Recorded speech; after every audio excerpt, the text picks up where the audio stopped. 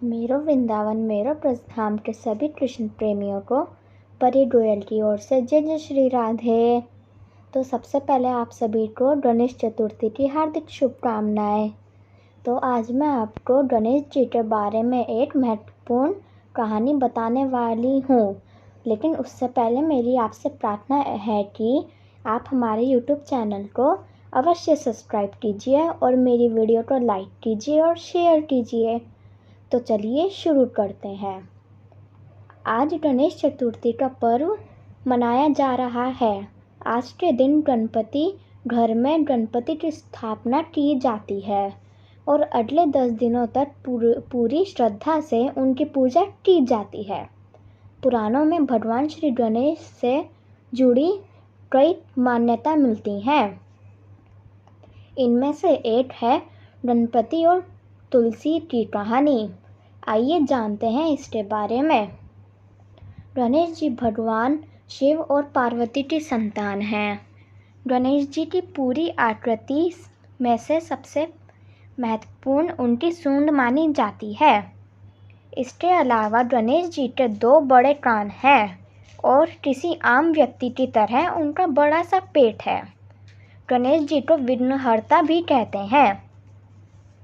हिंदू धर्म में 5 सबसे ज़्यादा पूजे जाने वाले भगवानों में से एक गणेश जी भी हैं। पढ़ाई, ज्ञान, धन, लाभ और अच्छी सेहत के लिए गणेश जी की पूजा की जाती है। शिव महापुराण के मुताबिक गणेश जी का शरीर लाल और हरे रंग का होता है।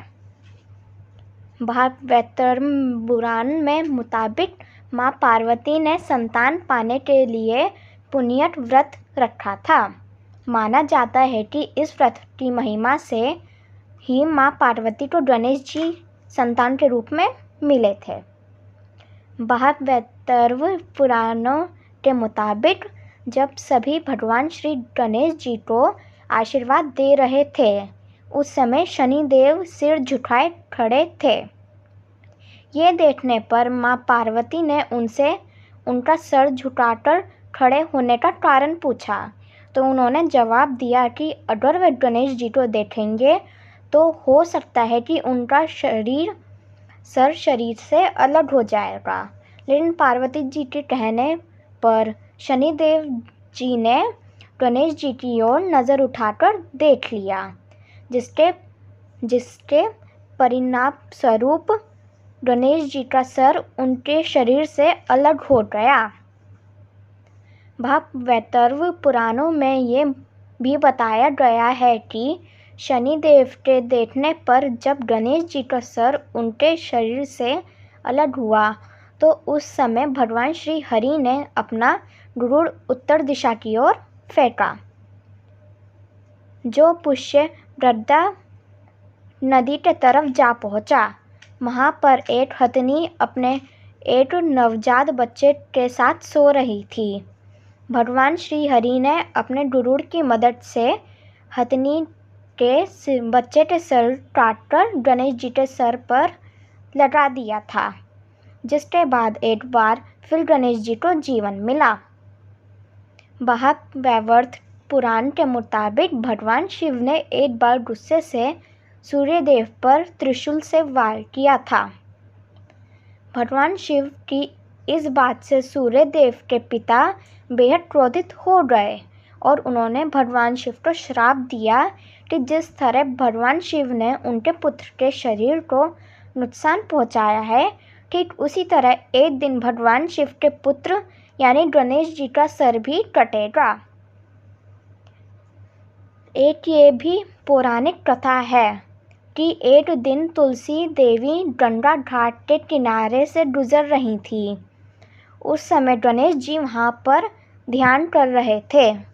गणेश जी को देखते ही तुलसी देवी उनकी ओर आकर्षित हो गईं और गणेश जी को विवाह का प्रस्ताव दिया, लेकिन गणेश जी ने इस प्रस्ताव को मना कर दिया था।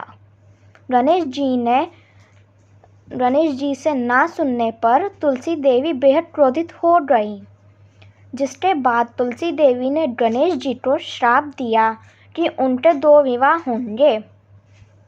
इस पर गणेश जी ने भी तुलसी को श्राप दिया था कि उनका विवाह एक असुर से होगा। ये श्राप सुनते ही तुलसी गणेश भगवान से माफ़ी मांगने लगी। तब गणपति ने कहा कि तुम्हारा विवाह शंखचूर्ण राक्षस से होगा, लेकिन इसके बाद तुम पौधे का रूप धारण कर लोगी। गणेश भगवान ने कहा कि तुलसी कलयुग में जीवन और मोक्ष देने वाली होगी, लेकिन मेरी पूजा में तुम्हारा प्रयोग नहीं होगा। इसलिए गणेश जी भगवान को तुलसी चढ़ाना शुभ नहीं माना जाता है। शिव महापुराण के अनुसार गणेश जी को 2 पत्नियां थीं, रिद्धि और सिद्धि, और उनके 2 पुत्र शुभ और लाभ हैं। महाभारत पुराण के मुताबिक एक दिन परशुराम भगवान शिव से मिलने के लिए कैलाश मंदिर गए थे। उस समय भगवान शिव ध्यान कर रहे थे, जिस कारण गणेश जी ने परशुराम को अपने पिता यानी भगवान शिव से मिलने से रोक दिया। इस बात से परशुराम बेहद क्रोधित हो गए और उन्होंने गणेश जी पर हमला कर दिया। हमले के लिए परशुराम ने जो हथियार इस्तेमाल किया था वह उन्हें खुद भगवान शिव ने ही दिया था। गणेश जी नहीं चाहते थे कि परशुराम द्वारा उन पर किया गया हमला बेकार जाए, क्योंकि हमला करने के लिए हथियार खुद उनके पिता ने ही परशुराम को दिया था।